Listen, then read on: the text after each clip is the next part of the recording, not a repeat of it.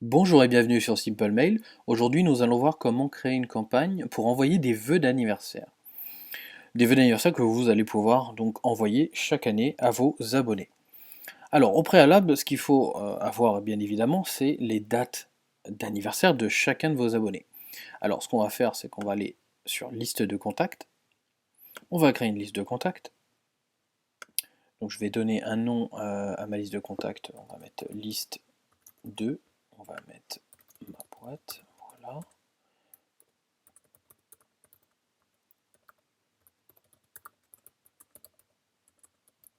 Je vais y arriver, voilà, créer. Voilà, donc je viens de créer une liste de contacts. On va aller tout de suite dans la structure de la liste, gérer la structure de la liste. Alors pourquoi?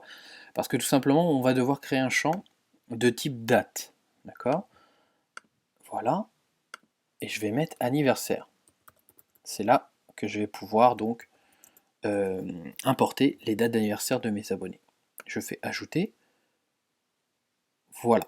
C'est impératif de le faire avant d'importer le fichier, car lorsque vous allez importer le fichier, vous ne pourrez pas créer le champ de type date, hein. Ça va vous créer un champ de type texte, et ce qui n'est donc pas bon pour l'importation. Alors, on va retourner sur la liste numéro 2. Je vais vous montrer sur Excel tout de suite comment, si vous voulez modifier le format des dates d'anniversaire, parce que c'est très important. Pour l'importation, la plupart du temps, le format français, européen, de manière générale, utilisé, donc jour, mois et année, n'est pas utilisable, hein, donc, pour l'importation. On va devoir le modifier sur Excel en quelques clics, hein, et mettre tout simplement année, mois et jour. Voilà, donc on se retrouve tout de suite sur Excel. Alors, je suis donc sur mon fichier que je vais importer donc, sur Simple Mail dans quelques secondes. Je suis donc sur Excel sur Mac, hein, mais je vous rassure tout de suite, bien sûr, c'est évidemment possible de le faire sur Windows également. Donc, ce qu'on va faire, c'est que comme le format d'importation est très particulier, il doit être donc année, mois et jour. Donc en Europe, en France notamment, on utilise évidemment le jour, le mois et l'année. On va donc intervertir tout ça. Donc si vous avez déjà les dates d'anniversaire au format traditionnel, pour le changer, c'est très simple. Vous allez donc sélectionner les dates. Voilà. Moi, je vais aller donc dans format cellule. Donc en fait, c'est le format de cellule, hein, que vous avez également sur Windows. On va aller dans personnaliser et là, en fait, je vais tout simplement mettre année, mois et jour. Je fais OK. Et voilà, donc ça m'a automatiquement modifié mon fichier avec le bon format de cellule. Voilà. Donc on va tout de suite importer le fichier sur SimpleMail dans la liste de contacts. Voilà, donc je vais pouvoir importer mon fichier. Alors je vais ajouter des contacts. Je vais, voilà, j'accepte. Donc pour moi c'est un fichier Excel, très simplement. Oui, j'étais sur fichier, ma base, voilà, c'est parti. Hop. Voilà, donc ça a déjà reconnu le champ anniversaire. Donc le champ anniversaire que j'ai créé de type date correspond au champ anniversaire que vous avez pu voir dans la base. Et je vais importer l'email. Voilà, on va juste se restreindre à ça. On pourrait importer le reste, mais en l'occurrence, ça ne nous sert pas pour l'exemple. Voilà, mon fichier est importé. Je vais aller voir dans Gérer les abonnés pour vérifier que mes dates d'anniversaire ont bien été inscrites, hein. Donc comme on peut le voir, c'est bon. Voilà, vous voyez, donc c'est parfait. On va aller créer une campagne. Donc je rappelle, une campagne automatique, hein, c'est très important. Anniversaire, comme vous pouvez le voir. Créer une campagne. Je vais donner un nom, donc voilà, donc, test. Je sélectionne ma liste de contacts, donc moi c'est la liste numéro 2. Étape suivante. Voilà, donc on va mettre objet. C'est pas très important pour l'exemple.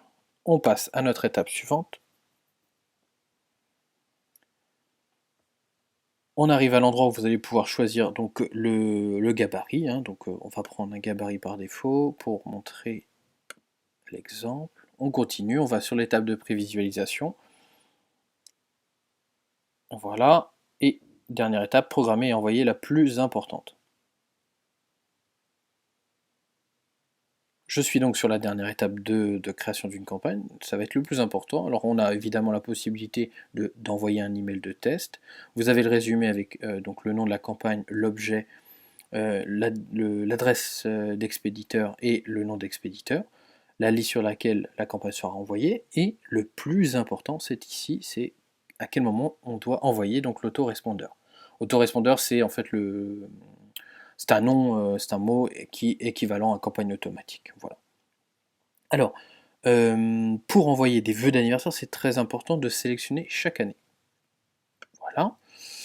Parce que si vous sélectionnez donc après s'être abonné, donc ça va reprendre la date d'inscription de la personne, et à une date exacte, ça va envoyer à la date que vous allez sélectionner. Donc si vous sélectionnez à une date exacte et que vous dites exactement à la date d'anniversaire, ça va envoyer à la date d'anniversaire, mais comme les dates d'anniversaire sont antérieures, voilà, ça ne pourra pas évidemment s'envoyer, c'est évident. Alors on va donc aller dans chaque année, on va sélectionner exactement cette date, date d'anniversaire, voilà, je sélectionne le champ anniversaire, et je sélectionne l'heure à laquelle ça va s'envoyer. Alors petite précision, vous pouvez évidemment modifier ce paramètre-là, et vous pouvez très bien dire, voilà, bah, j'envoie avant, par exemple, 4 jours avant la date. Pourquoi? Bah, par exemple, vous pouvez envoyer une campagne pour dire, bah, c'est bientôt votre anniversaire, nous allons vous offrir un cadeau, restez attentifs, voilà. Et le jour de l'anniversaire, vous envoyez une autre campagne, et là vous envoyez voilà, le cadeau que la personne peut avoir. Donc voilà, c'est des choses que vous pouvez faire très simplement, puisque il n'y a en fait finalement que ce paramètre-là à changer dans la campagne.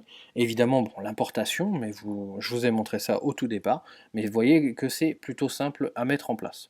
Voilà, bah écoutez, j'espère que cette vidéo de formation vous aura aidé, en espérant vous revoir très bientôt sur Simple Mail. Merci.